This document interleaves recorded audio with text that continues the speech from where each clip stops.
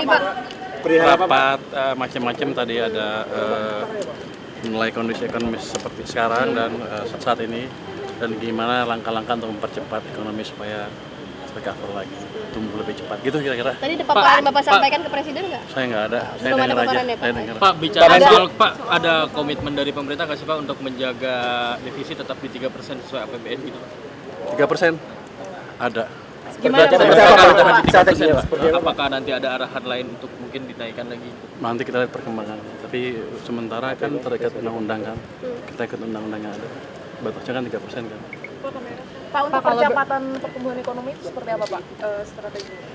Kalau di LP saya bisa ngomong sembarangan, saya nggak bisa. Di kamera banyak kritik tuh Sedikit aja Pak mungkin gambaran besarnya Pak, gambaran besarnya Pak mungkin. Di awal katanya ngomongnya sembarangan ya. Iya Pak. Bukan begitu, karena mereka nggak ngerti gimana konsep ekonomi. Kalau saya ngomong gitu sombong lagi. Saya ekonom udah lama, jadi kita kira ngerti lah gimana saya memperbaikinya dan kira-kira kelemahan yang terjadi sekarang apa. Dan Pak Presiden dengan tim tadi beberapa menteri sudah setuju Pak untuk menciptakan langkah-langkah supaya program pembangunannya cepat dan sistem finansialnya tidak ketat seperti sekarang. Artinya bisa tumbuh lebih cepat sektor swastanya juga. Kira-kira begitu. Soal burden sharing udah ada mulai gimana Pak? Saya belum bicara burden sharing. Tapi ada kekhawatiran menambah resiko inflasi gimana Pak? Kalau saya nanya dia ntar dimarahin so tau nanya. Jadi gini, inflasi itu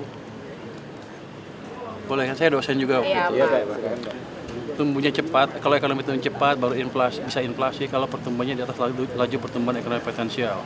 Kita 6,5 sampai 6,7. Jadi masih jauh kalau kita bilang demand pull inflasi akan terjadi. Artinya pertumbuhan yang terlalu cepat menyebabkan inflasi. Jadi nggak otomatis defisit APBN menyebabkan inflasi atau belanja menyebabkan inflasi, tidak otomatis. Jadi kita lihat sisi-sisi yang lain. Jadi potensi ekonominya seperti apa, kapasitas ekonomi untuk menciptakan pertumbuhan seperti apa. Kalau di atas itu terlalu tinggi, baru ada yang disebut demand pull inflation. Pak, ada rencana menambah stimulus nggak sih Pak? Oh, ada kelihatannya. Insentif fiskal. Jadi begini, kebijakan-kebijakan yang ada sekarang itu kelihatannya belum terlalu lancar diselenggarakan. Dan tadi rapat menentukan atau memutuskan untuk mempercepat semuanya. Itu dulu yang pertama. Jadi harusnya ekonomi akan tumbuh lebih cepat. Jadi ini bukan saya ngarang ya. Emang kebijakannya seperti itu di sana di dalam. Kebijakan yang di mananya sih Pak yang mungkin masih lancar gitu ya? Atau mungkin dari pajak atau dari apanya Pak? Anda pernah pajak. Belanja, utamanya belanja. Program bukan belanja. Program yang ada akan dibuat berjalan cepat sesuai dengan waktu yang ditetapkan. Semua program pembangunan yang ada. Pak ini nanti ke DPR mau pemaparan apa? Saya mau pemaparan kelihatannya. Saya nggak tahu. Saya mau sini APBN, diskusi APBN. Pak, terkait yang dipotong-potong Pak, yang dipotong pembicaraan Bapak itu yang bilang bahwa itu hanya sebagian kecil dari itu apa ya? Ada rencana? Bukan sebagian kecil, maksud begini. Maksud saya begini. Ketika ekonomi agak tertekan, banyak kan masyarakat yang merasa susah, bukan sebagian kecil ya.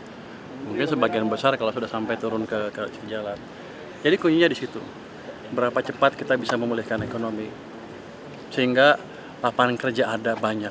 Itu yang kita kejar nanti ke depan. Jadi itu maksudnya saya kemarin. Kalau kemarin salah ngomong saya minta maaf. Tapi kaget gak sih Pak?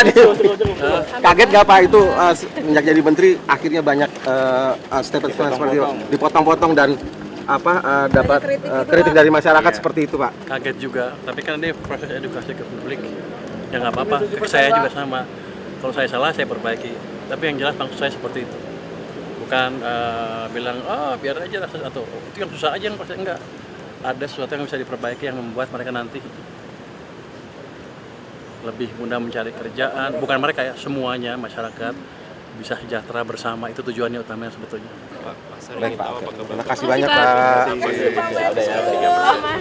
Kita akan ngikutin undang-undang yang ada. Itu kan bukan keputusan saya, keputusan pemerintah secara keseluruhan nanti.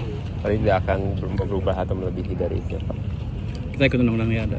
Oke, kalau untuk dari GDP ratio Pak, apakah sekarang sekitar 40%? Apakah tadi ada arahan atau ada pembicaraan itu harus bisa lebih besar? Nanti kita lihat seperti apa ke depannya. Dan begini, let's say utangnya pada level yang sekarang, defisitnya. Tapi dengan uang yang ada kita bisa ciptakan pertumbuhan yang lebih cepat. debt to GDP-nya akan cenderung turun. Jadi kuncinya di situ.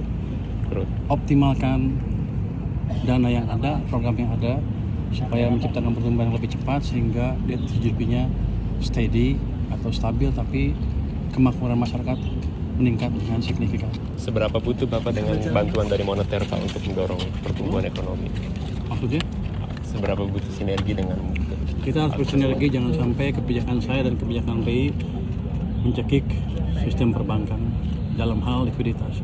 Dan saya sudah bicarakan tadi dengan Deputi Senior Bank Indonesia, dengan izin Presiden juga, ke depan kita akan mengambil langkah-langkah yang perlu supaya tadi yang dibilang masyarakat sering bilang kan, likuiditas ketat akan berkurang dengan signifikan dalam waktu dekat. kontribusi moneternya dibahas?